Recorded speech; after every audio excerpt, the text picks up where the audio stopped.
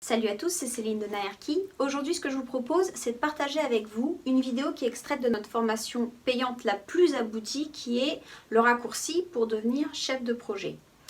Cette formation, à l'heure actuelle, c'est la seule qui existe sur le marché, qui va vous expliquer comment concevoir un projet depuis l'esquisse jusqu'à la fin du DCE, donc jusqu'à avant le chantier, qui va vous montrer un peu les normes à connaître, les textes de loi, qui va vous montrer des exercices, et puis le côté aussi humain, management, la communication, l'organisation, pour pouvoir devenir chef de projet, et puis même pouvoir concevoir les projets plus tard en votre nom propre. Donc si à l'issue de la vidéo, vous voulez aller voir la formation, je vous invite à cliquer sur le lien dans la description.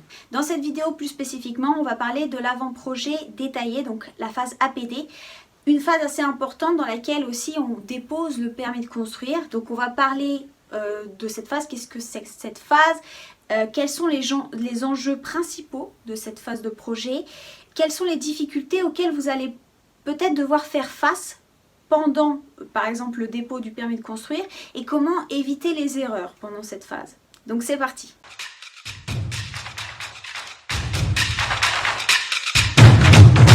Donc avant de rentrer dans les détails de la phase APD, donc avant-projet détaillé, et du permis de construire, les pièces à préparer, je voulais vous faire une vidéo sur justement le permis de construire et ses enjeux.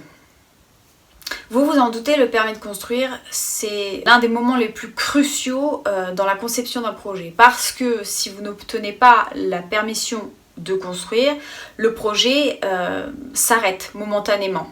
Sans permis de construire, vous ne pouvez pas construire le projet, vous ne pouvez pas aller en phase chantier. Donc tant que le permis n'est pas déposé et obtenu, le projet peut être mis en pause. On l'a vu dans les parties précédentes, pour obtenir le permis de construire, il faut avoir un avis favorable des élus. Donc il y a un service d'instruction à la mairie, c'est le service de l'urbanisme, et plus généralement ce sont les maires des différentes communes, des villes, qui décident ou non d'attribuer tel ou tel permis. Donc ce qu'il faut comprendre déjà, c'est que le permis de construire, c'est politique. Par exemple, en période d'élection, juste avant les élections municipales ou présidentielles, il y a beaucoup de blocages de permis de construire justement. Parce qu'on est en doute sur les prochaines élections. On ne sait pas forcément si le maire actuel va rester au prochain mandat ou si on va changer de couleur politique. Si par exemple, je sais pas moi, le président était dans un parti dit de droite et si on passe avec un président dit de gauche, la politique va changer de fait et donc la politique urbanistique aussi. Donc en tant qu'architecte, chef de projet, vous n'avez pas forcément Vous ne pouvez pas forcément intervenir, mais parfois si, ça va dépendre de votre place dans l'agence. La plupart du temps, justement, les chefs d'agence, avec la maîtrise d'ouvrage, doivent faire en sorte d'être en bon terme avec la mairie. Et ça peut mettre beaucoup de temps. Comme je vous l'ai expliqué, comme c'est le maire qui décide d'attribuer ou non le permis de construire, il peut refuser tout un tas de choses, mettre la pression sur tout un tas de détails.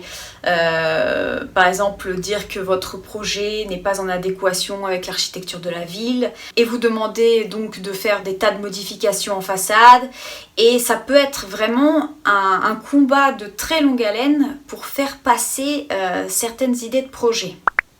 Ensuite, ce que vous devez savoir sur le permis de construire, c'est qu'il est primordial, mais il est souvent sous-estimé.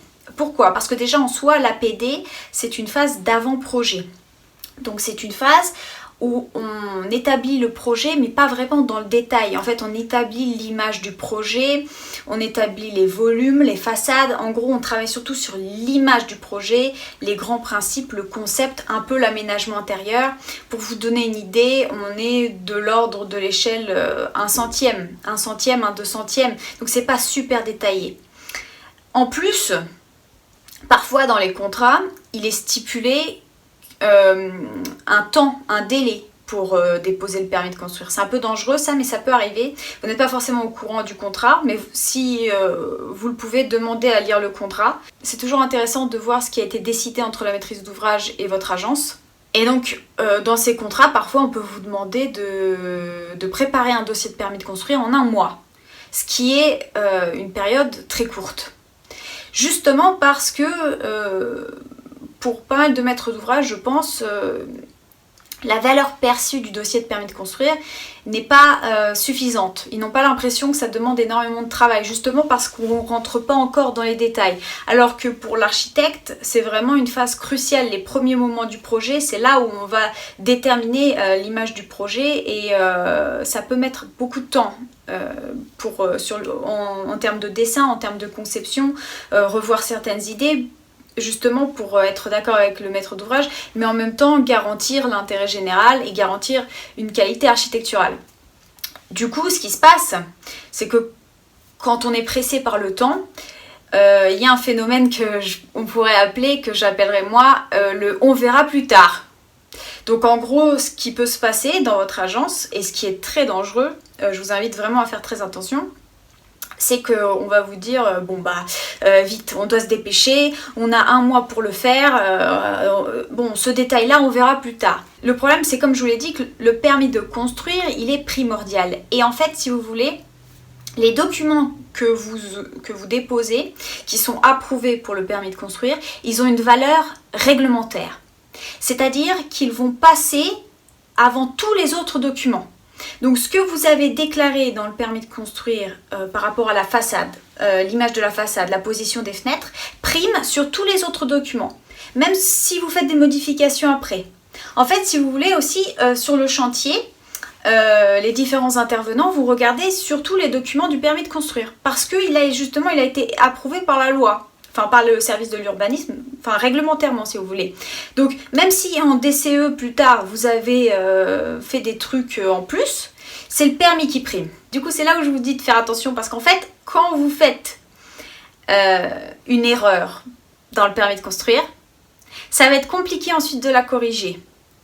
Vous allez pouvoir la corriger dans les phases d'après, mais si c'est quelque chose d'assez visible, par exemple en termes de façade, où vous déplacez un volume, ou vous agrandissez un volume, vous allez devoir soit redéposer un permis, on verra la différence, soit faire ce qu'on appelle un permis de construire modificatif. Et encore une fois, c'est un peu risqué. Beaucoup d'agences le font, sans problème, avec des permis modificatifs, un premier, un deuxième, un troisième permis modificatif.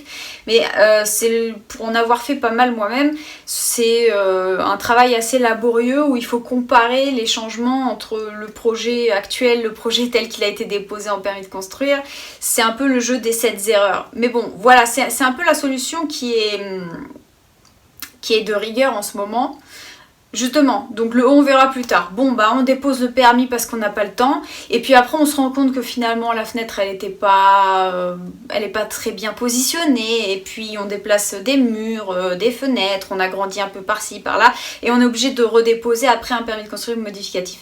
Donc, c'est ça le danger avec la politique du on verra plus tard. C'est que vous dessinez des choses qui sont fausses. Vous le savez pertinemment. Et après, vous allez passer plusieurs semaines pour essayer de trouver le problème, pour trouver une solution, une fois que vous faites les détails, pour que ça rentre encore que ça respecte encore le PLU. Donc si jamais vous êtes face à ce genre de politique dans votre agence du on verra plus tard, essayez au maximum de faire attention à certains points, notamment, comme je vous disais, les épaisseurs. Ne prévoyez jamais trop peu en termes d'épaisseur, de murs, de structure. Renseignez-vous peut-être si vous avez l'occasion de parler déjà avec l'ingénieur structure, d'avoir un ordre d'idée. Il vaut mieux être un peu plus large sur les murs, un peu plus épais, que pas assez. Parce qu'en fait, le problème, sur le coup, la maîtrise d'ouvrage va être contente parce que vous allez dessiner des murs pas assez épais et vous allez avoir des belles surfaces.